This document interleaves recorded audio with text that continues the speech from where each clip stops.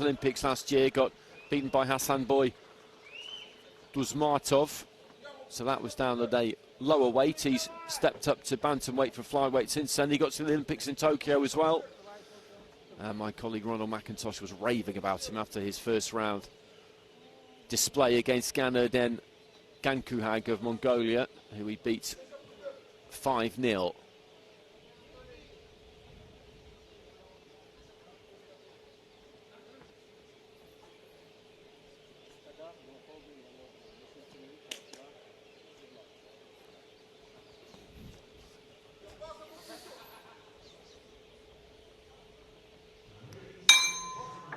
So NAGAPETJAN in the red, PINA in the blue.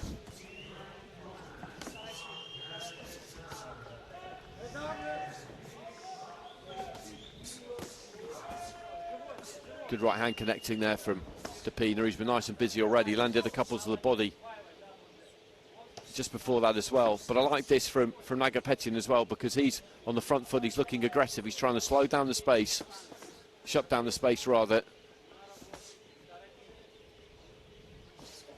and just not give PINA too much of an opportunity to move, because you can see the difference between the pair of them stylistically here.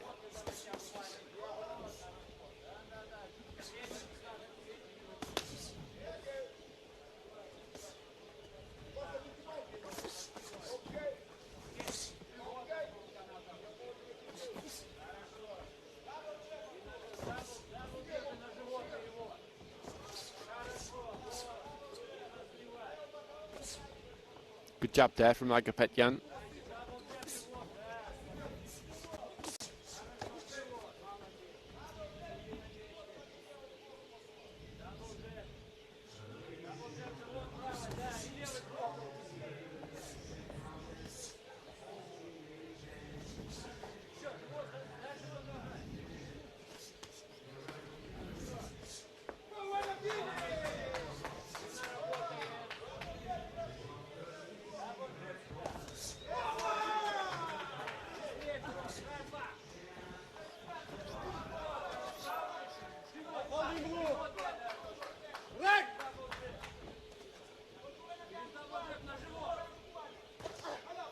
Jabs to the body there from PINA. He just catches NAGAPETJAN, and NAGAPETJAN catches him. This is a good contest. Left hand there from NAGAPETJAN, and it's like for like at the moment. He made a nice quick start to PINA, but NAGAPETJAN, as I say, he's good at bringing that pressure. We talked about it in the previous fight, the ability to bring that educated, effective pressure. And he's just getting jabbed a little bit as he moves forward there, but he does look like he has that ability. Switching southpaw.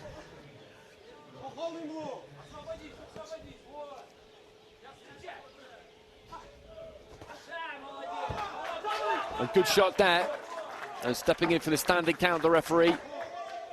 Got a little bit of a reaction from the legs, I think.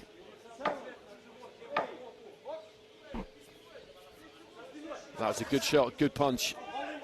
And then just walked across the ring and led off with the left hook, and he's looking to try and capitalise here, but there isn't very much time remaining in the round.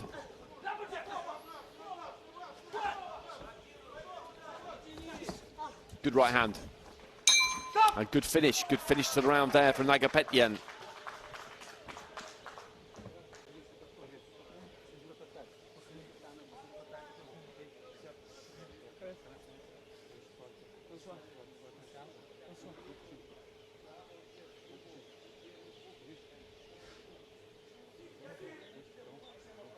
I think that good finish, that final minute, and then just punctuated by that punch that caused the standing count. That could well be enough. Before that, he had the better of it earlier on, PINA, but NAGAPETJAN, as I said, he's been nice and busy. He's been on top of his man, and then he finished the round strong.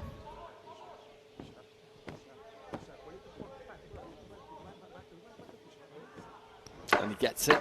Seconds out. With all of the judges.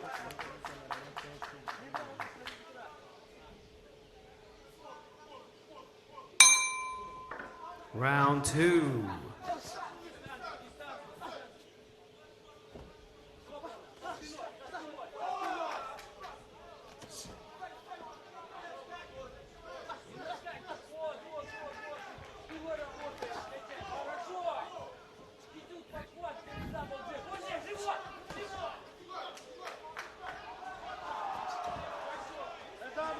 And PINA needs to be busier here. He's using that outside of the ring, and that's better. Just steps in and lets the combination go to the body, but NAGAPETJAN again just manages to catch up with him there.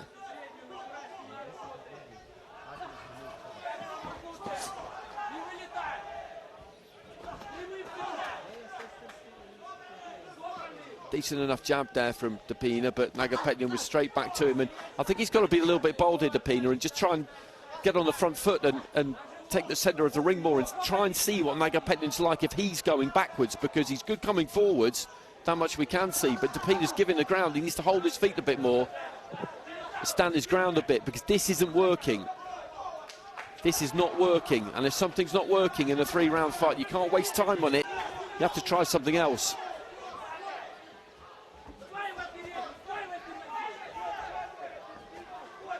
And again, he just gets caught with a jab there, right hand over the top, gets through.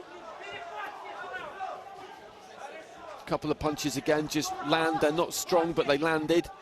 And the dynamic of this, the aesthetic of this at the minute is that PINA is on his bike, not really trying to engage, and NAGAPETJAN is able to catch him.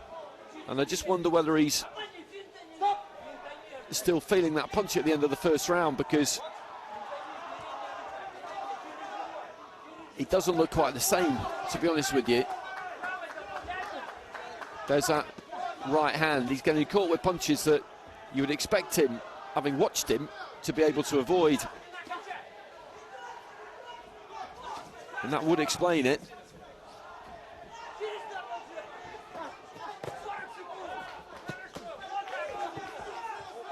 And if that is the case, then he's in trouble here, because he's losing this round. And even if that head just does clear for the final round, it could well be a bit too late. NAGAPETJAN is giving us a good display here and how you provide that front foot pressure. He's got nice quick feet, and that is absolutely essential, because if you're tracking somebody down, if you're trying to cover off their movement, you've got to make the adjustments quickly. In a 10-12 round fight in pro boxing, you can be a bit more methodical about it, because you've got the much longer duration. But in this 3-round format,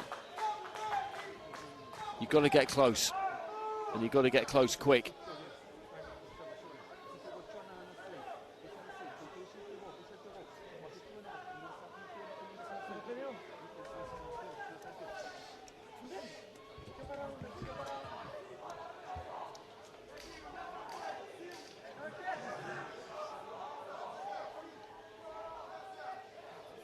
And that punch we saw towards the end of the first for the standing count, it did get a reaction from the legs.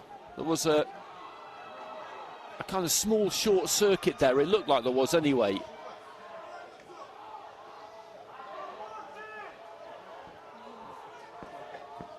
$10-9 across the board there for NAGAPETJAN.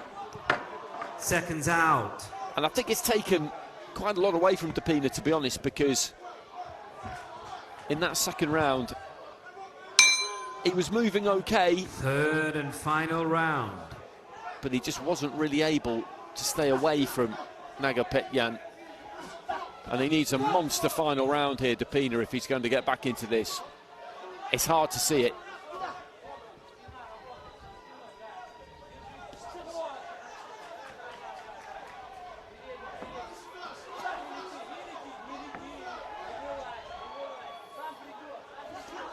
And this will be a big scalp for NAGAPETJAN.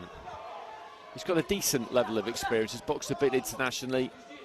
But to take down an Olympic bronze medalist, a 2-time Olympian, well, that would be something.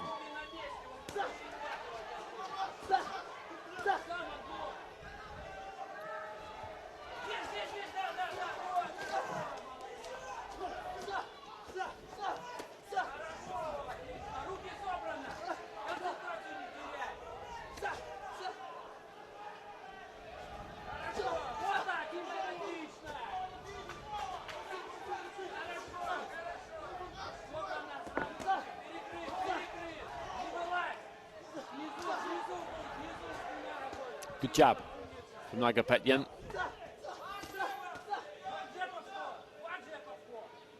And this is a bit more like it from PINA. He's holding his feet a bit more, he's standing his ground a bit more. And I think he has got it back together for this third and final round, but it's a bit too late.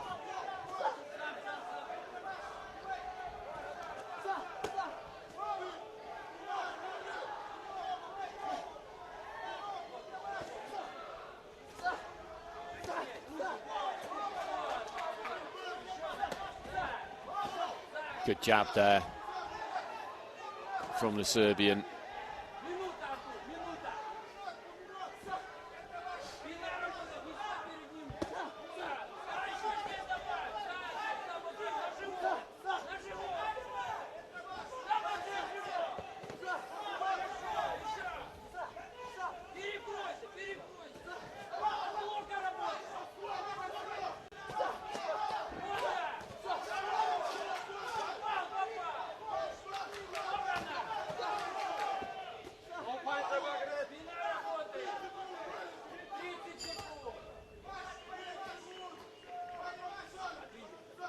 Closing stages, and it's going to be NAGAPETJAN who goes through here. It's been a good, solid performance from him. PINA's giving it everything he's got towards the end here, but the game has gone, I'm afraid.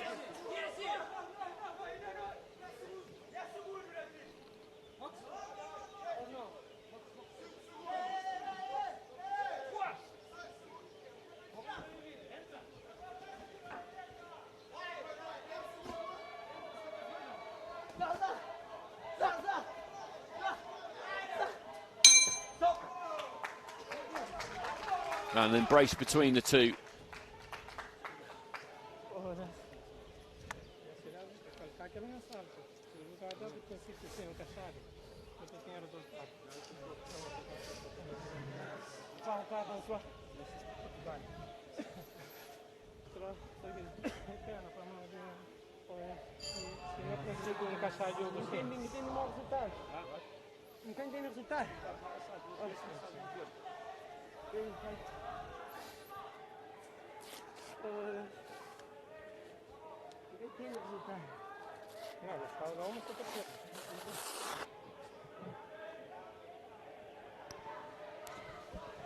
Ladies and gentlemen, your winner via unanimous decision is in the red corner, representing Serbia, Artur NAGAPETJAN. Very good win for Artur NAGAPETJAN. As I said, taking down a Olympic bronze medalist.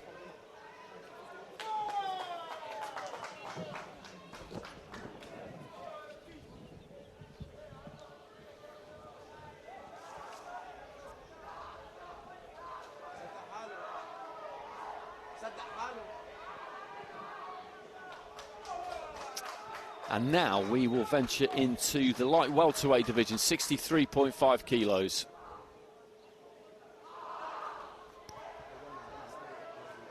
Ladies and gentlemen, in ring A, we move into the 63